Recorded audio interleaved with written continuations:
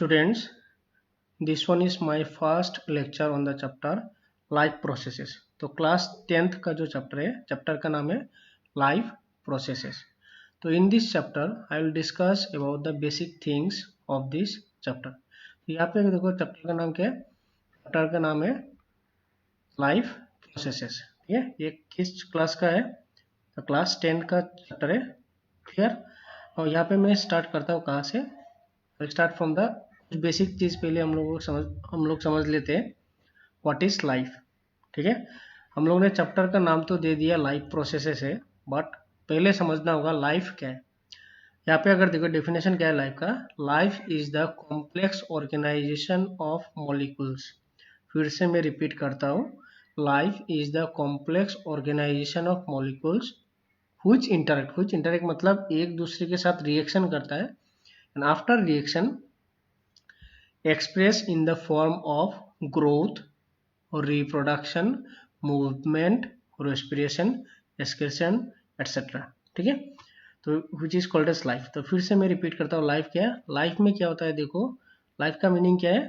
बहुत सारा मॉलिक्यूल्स जो होता है, जो लिविंग सेल्स के अंदर या फिर लिविंग सिस्टम के अंदर होता है, वो एक दूसरे के साथ इंटरेक्ट मतलब रिएक्ट करता है. आफ्टर द रिएक्शन उनका जो रिएक्शन का जो आउटकम जो होता है, आउटकम कैसे निकलता है. Outcome is in the form of growth, reproduction, movement, respiration and excretion. तो this is the definition of life. अभी समझना है दूसरा जो टर्म, जो बेसिक टर्म है वो है अलाइव. क्या है अलाइव मतलब जिंदा. जिंदा का मतलब क्या है. Those having life are known as alive. क्या बोल रहा हूं मैं यहाँ पे. Those having life are known as alive. तो पहले हम लोगों ने देख लिया डेफिनेशन ऑफ लाइफ. उसके बाद दूसरा टर्म हम लोगों ने क्या लिया है, व्हाट इज अलाइव. उसके बाद आता है थर्ड जो टर्म वो है लिविंग थिंग्स. लिविंग थिंग्स का मतलब क्या है, देखो those things which are alive are called living things, और we can say living organism. जो चीज जिंदा रहेगा और जिनमें लाइफ होगा, that particular things are known as living things और लिविंग ऑर्गेनिज्म. तो यहाँ पे हम लोगों ने तीन टर्म्स समझ लिया. फर्स्ट टर्म क्या था, लाइफ क्या है. उसके बाद व्हाट इज अलाइव और या फिर जिंदा रहना, and what is living thing. जीवित चीज जो है वो क्या है.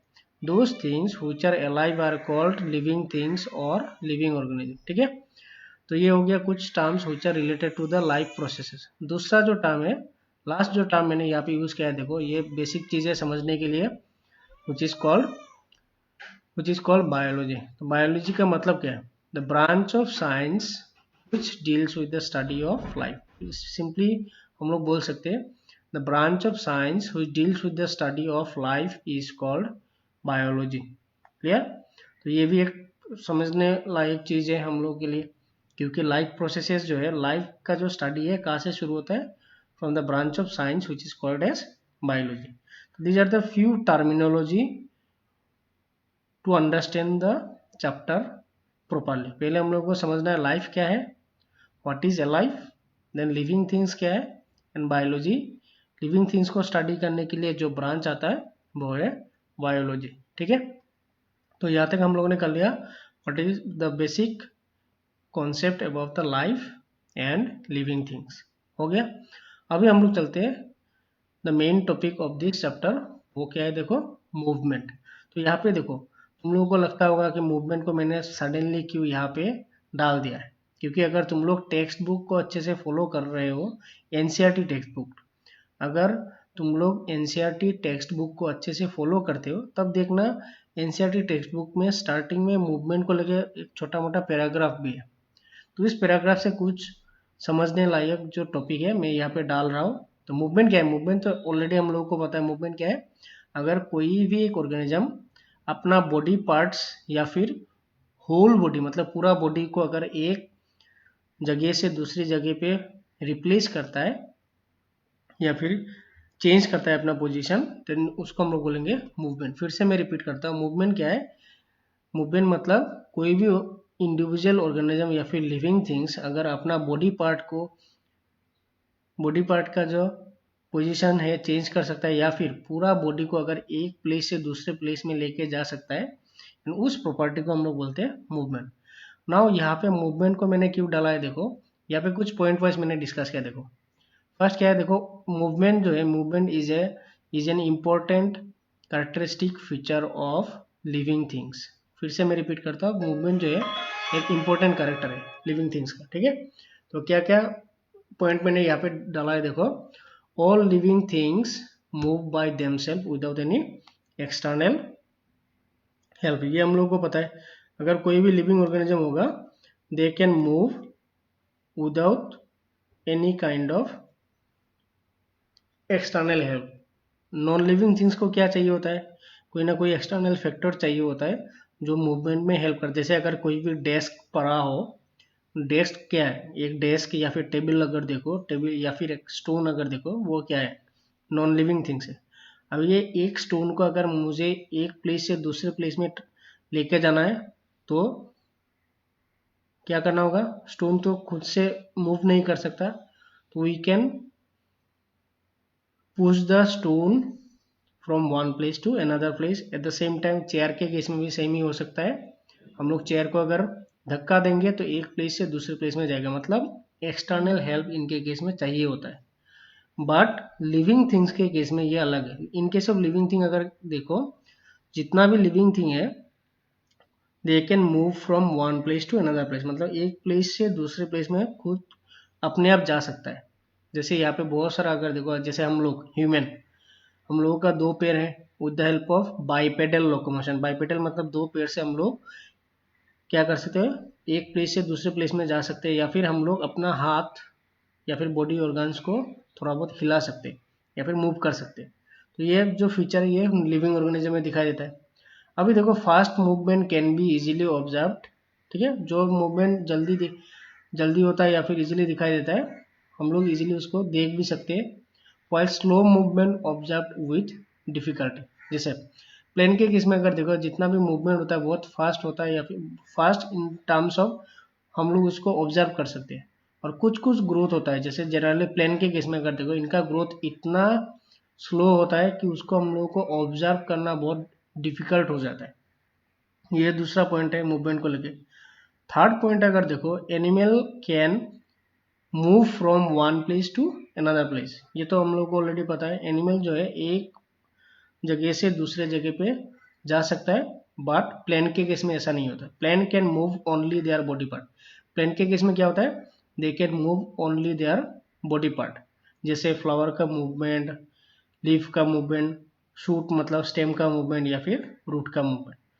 तो प्लेन के केस में क्या होता है, एक प्लेंट जो है, the plant is not able to change their place from one place to, मतलब उनका जो पूरा बॉडी पार्ट है या फिर बॉडी जो है, एक प्लेस से दूसरे प्लेस पे ट्रांसफर नहीं हो सकता, मतलब लोकेशन चेंज नहीं कर सकता खुद से। बट एनिमल के केस में अगर देखो, most of the each and every animals can move from one place to another place. And यहाँ पे अगर देखो मूवमेंट ऑफ प्लेंट अगर देखो, अभी यहाँ पे मैंने ऑलरेडी डिस्कस किया है प्लेंट का क्या होता है movement, movement of body parts like leaves, flower, shoots या फिर रूट।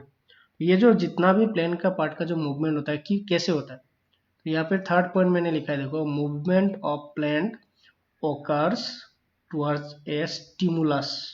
स्टिमुलस मतलब कोई एक्सटर्नल फैक्टर होना चाहिए जिसके हिसाब से प्लेन का जो बॉडी पार्ट होता है वो मूव करता है। जैसे लाइट हो सकता है, इट में भी ग्रेविटी, ठीक है, या फिर वाटर। तो light, gravity, water, these are the stimuli which help to move the body parts of plant, ठीक है। तो प्लेन का बॉडी पार्ट मूवमेंट के लिए ये सब स्टिमुलस इंपॉर्टेंट रोल प्ले करता है। अभी देखो नॉन लिविंग, तो लास्ट पॉइंट मैंने यहाँ पे डाला है, देखो non living things can not move by themselves. जितना भी नॉन लिविंग थिंग्स है वो अपने आप से चल नहीं सकता या फिर मूव नहीं कर सकता। तो ये तो हो गया बेसिक कुछ idea about the movement in case of animals, in case of plants and in case of non living things. Clear.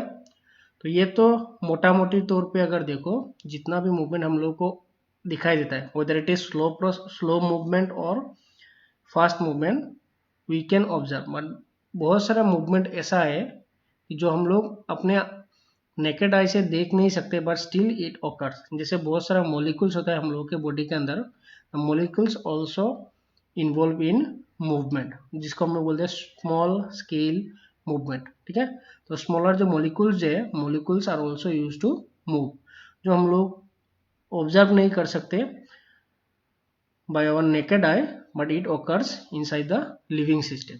ठीक है, अभी मूवमेंट को लेकर कुछ एक्स्ट्रा पॉइंट यहाँ पे मैंने तुम लोगों के साथ डिस्कस किया है। देखो, few types of movements in plant, हम लोगों ने ऑलरेडी डिस्कस भी किया था। प्लेन का मूवमेंट क्यों होता है?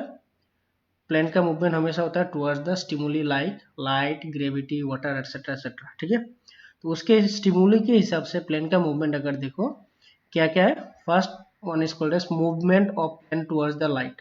ठीक है, movement of plant towards the light जो है, this type of movement is called as phototropism. Movement का नाम क्या है? देखो, the name of the movement is called as phototropism. ठीक है, अभी ये जो फोटोट्रोपिज्म है, प्लेन में कहाँ कहाँ दिखाई देता है? लीव्स ऑफ प्लांट, या फिर फ्लावर ऑफ सनफ्लावर जो है, उनका जो मूवमेंट होता है लाइट की तरफ होता है। तो सिंपली अगर तुम नेचर में ऑब्जर्व करोगे, लीफ का जो सरफेस होता है दिन के टाइम हमेशा सनलाइट की तरफ डिरेक्टेड होता है। ठीक है, to absorb maximum amount of light, क्योंकि लाइट क्यों बहुत जरूरी है प्लांट के लिए? Because plant perform photosynthesis by using the light energy, and उसके बाद प्लांट क्या प्रोड्यूस करता है? Produce their food in the form of glucose या फिर स्टार्च। ठीक है, तो इसलिए प्लांट के केस में फोटोट्रोपिज्म जो है प्लेज इंपॉर्टेंट रोल। तो प्लांट का जो लीफ या फिर स्टेम या फिर हम लोग बोल सकते हैं फ्लावर जो है, फ्लावर का मूवमेंट लाइट की तरफ होता है, and this type of movement is called as phototropism. दूसरा टाइप ऑफ मूवमेंट यहाँ पे डाला है, देखो मैंने, मूवमेंट टुवर्ड्स द ग्रेविटी। ठीक है, ग्रेविटी के तरफ अगर किसी भी प्लेन पार्ट का मूवमेंट होता है, जिसको हम लोगों ने नाम दिया है जियोट्रोपिज्म। जियोट्रोपिज्म, जैसे यहाँ पे देखो, प्लेन का जो रूट होता है, the root of plant move towards the gravity या फिर अर्थ के तरफ होता है, and this type of movement is called as geotropism. Root में दिखाई देता है, नॉट इन द लीफ और स्टेम। ठीक है, थर्ड अगर देखो, मूवमेंट टुवर्ड्स वाटर, पानी की तरफ अगर किसी भी प्लेन पार्ट का मूवमेंट होता है, then it is called as hydrotropism. जैसे बहुत सारा प्लेन रूट जो है, they are also used to move towards the source of water, and this type of movement is called as hydrotropism. clear? Hydrotropism means plant का जो body part का movement अगर water पानी की तरफ होता है, then it is called as hydrotropism. Generally किस में दिखाई देता है? रूट्स के केस में ये दिखाई देता है। Then fourth one is touch sensitive movement. जैसे एक प्लेन जो है, प्लेन का नाम अगर देखो, हम लोग जनरली उसको बोलते हैं touch me not plaint, touch me not plaint, जिसको हम लोग साइंटिफिकली बोलते हैं माइमोसा पुडिका। साइंटिफिक नेम क्या है उस टच मी नॉट प्लेंट का? Mimosa pudica. हम लोगों ने देखा भी होगा, माइमोसा पुडिका या फिर टच माइमोसा प्लेंट या फिर टच मी नॉट प्लेंट का लीफ को अगर हम लोग थोड़ा भी टच करेंगे तो लीफ क्या होता है? लीफ मुरझा जाता है या फिर लीफ क्लोज हो जाता है, and this is sensitive, this type of movement is sensitive to touch. ये जो माइमोसा पुडिका में जो ये टच सेंसिटिव मूवमेंट होता है, which is called as nyctinastic movement. नाम क्या दिया है देखो, टच सेंसिटिव मूवमेंट जो है in case of mimosa pudica या फिर टच मी नॉट प्लेंट, उसका नाम है देखो निक्टिनेस्टिक मूवमेंट। तो these are the few information about the movement in plant. ये शायद तुम लोगों का टेक्स्ट बुक में भी नहीं हो सकता, नहीं है, या फिर बहुत सारे रेफरेंस बुक में भी नहीं हो सकता है, बट ये जानना हम लोग के लिए जरूरी है। How, what are the terms are provided to the movement of plant parts. ठीक है, तो ये हो गया few types of movements in plant. तो एनिमल के केस में हम लोगों ने मूवमेंट देख लिया, प्लेंट के केस में भी देख लिया, और नॉन लिविंग थिंग्स के केस में तो हम लोगों ने ऑलरेडी डिस्कस भी कर लिया, इनके केस में मूवमेंट दिखाई नहीं देता। तो ये हो गया कुछ इन्फॉर्मेशन अबाउट द मूवमेंट। अभी ये जो इन्फॉर्मेशन जो है मैंने क्यों दिया है, देखो इसके साथ रिलेटेड जो है ये टर्म है, देखो यहाँ पे मैंने क्या लिखा है देखो, cells are made up of smaller particles called molecules. ये हम लोग को पता है, एक सेल्स के अंदर बहुत सारा मॉलिक्यूल्स होता है। मॉलिक्यूल्स मतलब ये जो मॉलिक्यूल्स होगा ये इनऑर्गेनिक भी हो सकता है या फिर ऑर्गेनिक मॉलिक्यूल्स भी हो सकता है। ऑर्गेनिक मॉलिक्यूल जैसे कार्बोहाइड्रेट, प्रोटीन, फैट्स, लिपिड्स, ये सब हो सकता है।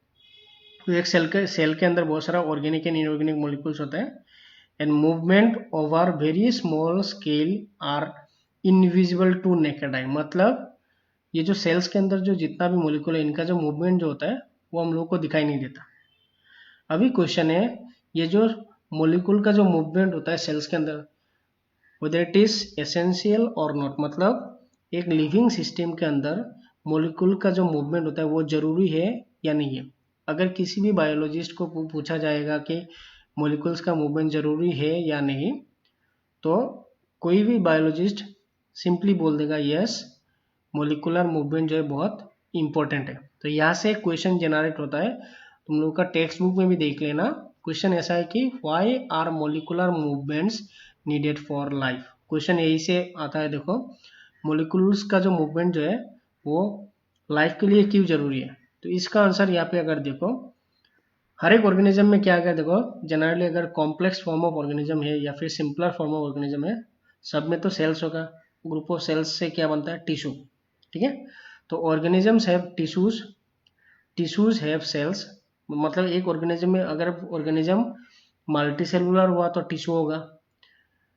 और टिश्यू कैसे बनता है, बहुत सारा सेल से बनता है। ठीक है, टिश्यू कैसे बनता है, group of cells are called tissue. तो यहाँ पे देखो मैंने क्या लिखा है, organisms have tissues, clear, tissues have cells, and cell के अंदर क्या है देखो, cells have smaller component in them and so on. Smaller component मतलब यहाँ पे किसको समझाया जा रहा है, मॉलिक्यूल्स। तो एक सेल्स के अंदर बहुत सारा स्मॉलर मॉलिक्यूल्स भी। बिकॉज अभी देखो, because of the effect of environment, मतलब बाहर के एनवायरमेंटल इफेक्ट की वजह से क्या होता है, this organized nature of living structure. Organized nature मतलब मॉलिक्यूल, सेल्स, टिश्यू, जो ये जितना भी ऑर्गेनाइज स्ट्रक्चर होता है किसी भी लिविंग ऑर्गेनिज्म में, use to break down over the time. फिर से देखो, because of the effect of environment, environment की वजह से क्या होता है, जितना भी ऑर्गेनाइज स्ट्रक्चर होता है, organize nature of living structure जो है वो क्या होता है, यूज टू ब्रेक मतलब टूट जाता है over the period of time. ठीक है, अभी क्या होता है, ऑर्गेनिज्म को क्या करना पड़ता है, जब अगर ये ऑर्गेनाइजेशन अगर ब्रेक होता है तो उसको रिपेयर करना पड़ता है। To repair all this structures molecular movements are essential. तो ये सब जो टूटा फूटा जो ऑर्गेनाइजेशन है उसको रिपेयर करने के लिए कौन जरूरी होता है, मोलिकुलर मूवमेंट्स आर एसेंशियल। ठीक है, because all the structures are made up of molecules.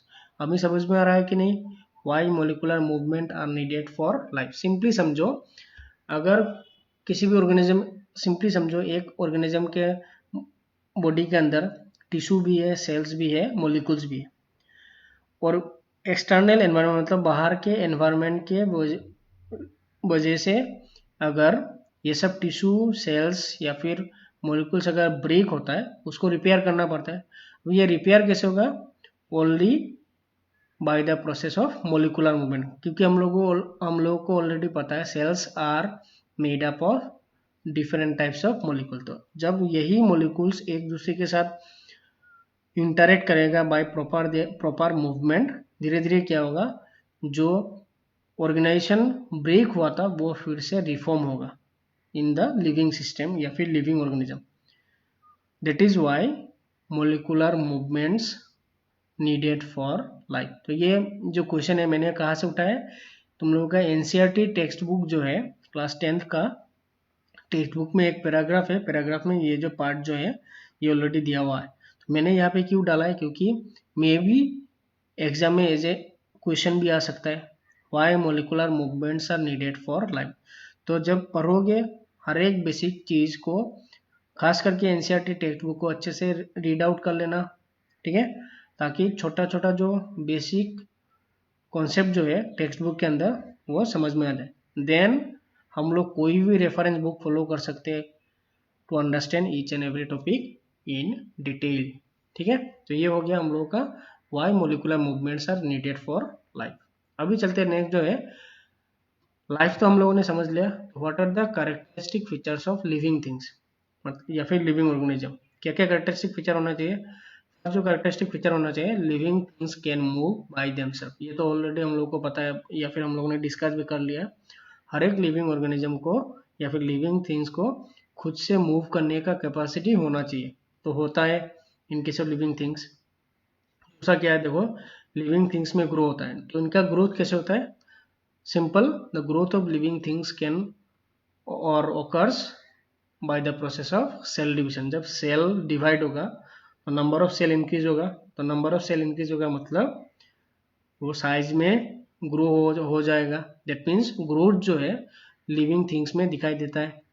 Third जो है, living things can respond to stimuli. ये तो ऑलरेडी पता है, कोई भी लिविंग ऑर्गेनिज्म या फिर लिविंग थिंग्स देख लो, can respond to external stimuli. जैसे सिंपली समझो ह्यूमन के केस में, अगर हम लोगों के आंखों में किसी ने अगर टॉर्च मारा होगा तो हम लोग क्या करते हैं, इमिडिएटली आंख बंद कर लेते हैं। या फिर कोई भी गर्म चीज़ को जब हम लोग पकड़ लेते तो हम लोग क्या करते हैं, हाथ को हटा देते हैं। तो ये क्या है, हम लोग का रेस्पॉन्स है टुवर्ड्स द स्टिमुली या फिर एक्सटर्नल एनवायरनमेंट। तो हर एक लिविंग थिंग्स में ये एक्सटर्नल स्टिमुली होगा। देन फोर्थ अगर देखो, living things respire to release energy. हम लोग जो फूड खाते हैं या फिर खाना जो खाते हैं उससे क्या होता है, हम लोग बोल देते हैं कि एनर्जी रिलीज होता है, एनर्जी मिलता है। एनर्जी कैसे मिलता है? यही फूड जब रेस्पिरेशन में ऑक्सीडाइज्ड होता है या फिर ब्रेक होता है, then it release the energy. तो लिविंग थिंग्स जो है they can only produce energy. Then energy कैसे प्रोड्यूस कर सकता है? By a process which is called as respiration. Living things excrete. Excrete का मतलब क्या है? Elimination of waste product. जितना भी अनवांटेड और वेस्ट प्रोडक्ट या फिर टॉक्सिक प्रोडक्ट होता है हम लोगों के बॉडी के अंदर या फिर कोई भी लिविंग थिंग्स के अंदर, वो क्या होता है, बाय सर्टेन प्रोसेस हम लोग बॉडी से उसको निकाल देते हैं। तो ये जो elimination of waste material from our body जो है उसको हम लोग बोलते हैं एक्सक्रीशन। तो एक्सक्रीशन से टर्म क्या निकला? एक्सक्रीट। तो living things excrete. And then जो लास्ट इंपॉर्टेंट फीचर है, लिविंग थिंग्स कैन रिप्रोड्यूस। मतलब कोई भी लिविंग ऑर्गेनिज्म या फिर लिविंग थिंग जो है अपना डुप्लीकेट बना सकता है bye the process of reproduction. Reproduction sexual reproduction भी हो सकता है, असेक्सुअल रिप्रोडक्शन भी हो सकता है। तो कोई भी टाइप का रिप्रोडक्शन हो, अल्टीमेटली क्या होता है, लिविंग थिंग्स या फिर लिविंग ऑर्गेनिज्म जो है अपना डुप्लीकेट बना लेता है। तो these are the characteristic features of living things. Clear? अभी चलते हैं द मेन टॉपिक जो है इस चैप्टर के साथ रिलेटेड, वो है लाइफ प्रोसेसेस। लाइफ प्रोसेसेस मतलब क्या है? What is the life process? The basic functions performed by living organism to maintain their life on this earth is called life processes। मतलब बेसिक फंक्शन, जो basic functions होता है कोई भी living organism उसको फॉलो करता है टू मेंटेन देयर लाइफ, उनका लाइफ को मेंटेन करने के लिए on the earth is called as life process. तो यहाँ पे बहुत सारा ऐसा लाइफ प्रोसेसेस है which are important for each and every living things या फिर लिविंग ऑर्गेनिज्म। फिर से मैं रिपीट करता हूँ, लाइफ प्रोसेसेस क्या है? जो बेसिक फंक्शंस होता है टू मेंटेन द लाइफ, खुद का लाइफ को मेंटेन करने के लिए जो बेसिक फंक्शंस जरूरी होता है, all this functions are collectively called life processes. तो यहाँ पे अगर देखो what are the basic life processes, तो basic life processes are, first one is nutrition, मतलब टू ऑब्टेन फूड। सिंपल चीज, अगर कोई भी लिविंग ऑर्गेनिज्म खाना नहीं खाएगा तो अल्टीमेटली क्या हो जाएगा? मर जाएगा, क्योंकि food is the source of energy. तो ये न्यूट्रिशन बहुत जरूरी है। दूसरा क्या है, देखो रेस्पिरेशन।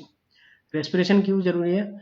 मैंने ऑलरेडी बोला है न्यूट्रिशन क्यों जरूरी है। हम लोग जब फूड को ऑब्टेन करते हैं, उस फूड को डिग्रेड करता है बाय व्हिच प्रोसेस? रेस्पिरेशन।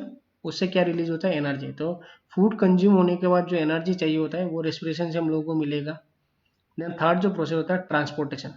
अभी जो फूड हम लोगों ने ऑब्टेन किया है, बॉडी के डिफरेंट पार्ट में उसको ट्रांसफर करना होता है to maintain the other part of the body. तो ये कौन सा प्रोसेस इसमें इन्वॉल्व होता है? Transportation. And then the lastly excretion.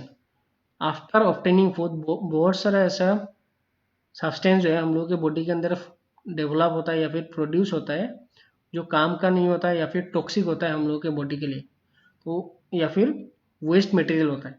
तो ये सब जो वेस्ट मटेरियल जो है उसको क्या करना पड़ता है? एलिमिनेट करना पड़ता है फ्रॉम आवर बॉडी। तो ये जो एलिमिनेशन का जो प्रोसेस है ऑफ दिस टॉक्सिक सब्सटेंसेस और अनवांटेड सब्सटेंसेस, उसको हम लोग बोलेंगे एक्सक्रीशन। तो these are the few processes और basic life processes helps in maintaining the life. ठीक है, तो यहाँ तक मैंने लेक्चर को बनाया है। ये बहुत शॉर्ट लेक्चर है, कोशिश करेंगे नेक्स्ट लेक्चर से थोड़ा ज़्यादा कंटेंट डालूँ ताकि तुम लोगों का जो सिलेबस जो है जल्दी से कवर अप हो जाए।